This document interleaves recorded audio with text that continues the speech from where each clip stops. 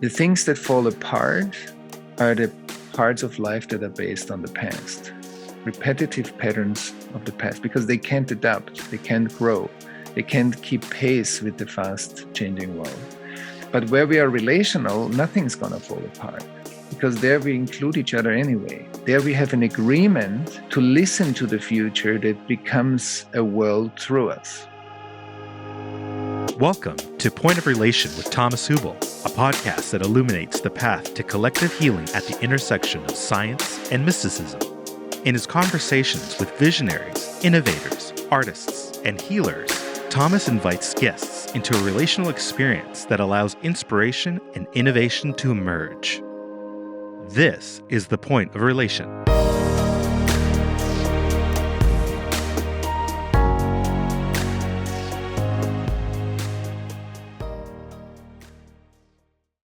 Welcome to the Point of Relation. My name is Thomas Hübl, and today I want to explore with you a little bit the correlation between our inner world, our outer world, and how our inner and outer world create a coherence that we call relating. So relating is a data flow moment to moment to moment. And so when we know more of our inner experience, we develop what we call inner coherence. Inner coherence is like the capacity to resonate and the capacity to feel more wholesome. And so the different functions of our nervous system are integrated into each other, and this creates a flow. Imagine your nervous system channels data up and down the spine and in through your body. And so there's a lot of data that flows up and down all the time. The more coherent is that data flow, we actually, first of all, feel better is in our moment to moment experience, because it's like more a sense of flow. Whereas when there's more stagnation, tension, and trauma in our body, we more often feel fragmented. So coherence collapses into different parts or different areas of fragmentation. So then there are different parts that are not really working together well. And the data flow, the intra body data flow, so the data flow in our body is impaired and reduced. And that, of course, creates symptoms. So then we feel tense, we feel tight, we feel dense, we don't feel ourselves in certain areas, or we feel overly stressed and activated. And the more we create coherence, we become more like an instrument, like a music instrument that is tuned. And that attunement makes it easier for me to feel you. It makes it easier for me to feel the group that I'm talking to. Why? Because the instrument naturally resonates. So relating, because often we talk about relationships, but what we actually talk about is the process of relating. It's the moment to moment to moment data that actually flows, like a good internet connection. Without a good internet connection, I can have many amazing mails, but they don't go out. Or it takes a long time for me to send them. So there is potential, there is intelligence, and then there's the capacity to relate that intelligence to the world. And that's why both is important: gifts and talents and intelligence, and the capacity to relate that intelligence to other people or to the world and manifest something together as our world, not even in our world, but as our world. We are co-creating this world together. And the world will look like the way we co-create it together. The more inner disconnect we see, the more we say A, but we feel B, we contribute to a world where there's a lot of pain. Because we are part of that pain through our internal disconnect. The more we live a life where we practice more authenticity, being real, being open, transparent, honest with each other, the more we unify our inner world, which means we contribute to a unified outer world. So there is an internal practice, a self-awareness practice, as we call it, But then relating is more than just getting to know my inner world. Relating also means that I'm aware of myself. I'm aware of the space in between us, which is often being forgotten. The space in between us is very important. And then I'm aware of you and I feel you. So I feel myself. That's the instrument. The space in between us and you. I believe that's the basis of relating. And that's also a core element in what we call in our work transparent communication.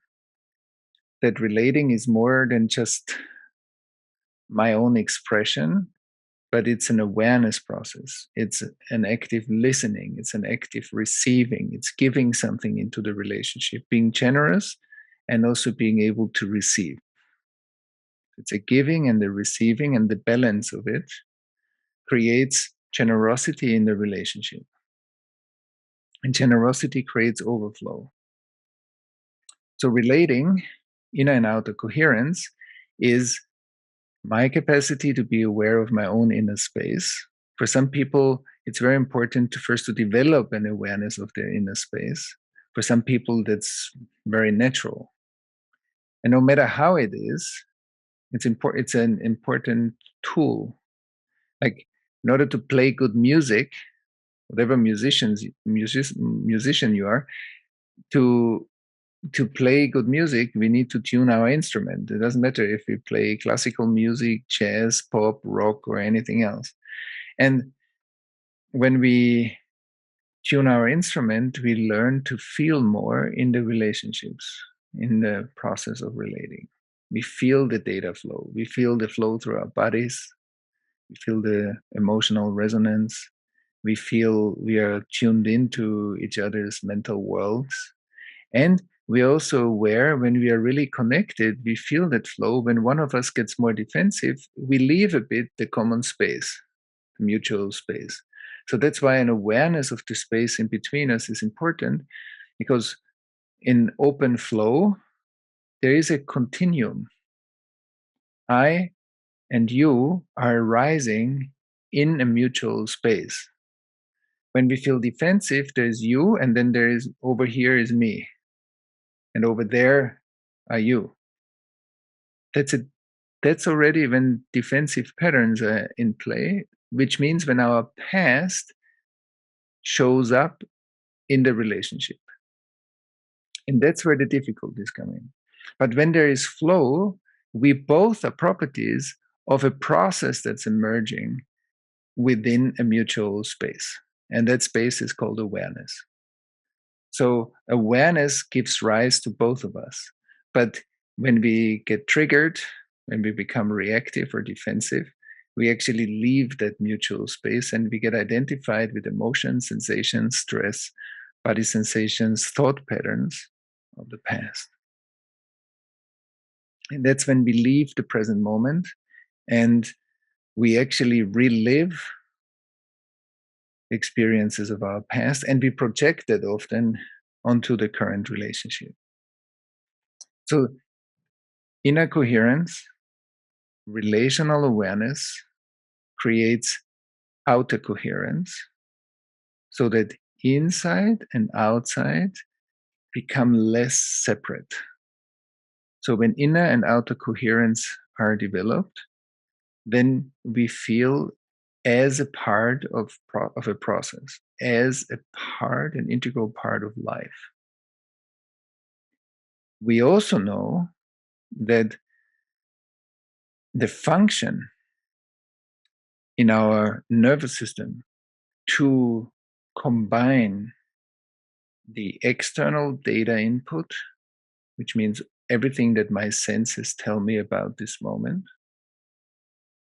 how I feel you, how I feel this room, how the temperature in the room, everything that my senses tell me, plus my internal experience, if my body is relaxed or open, if I'm stressed, if I feel emotions, what kind of thoughts are running through my mind. All of that is internal data input.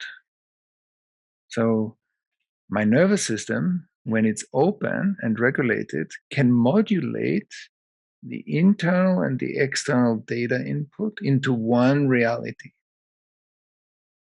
which means I can compute my outside and my inside and experience it as one reality that is not separate.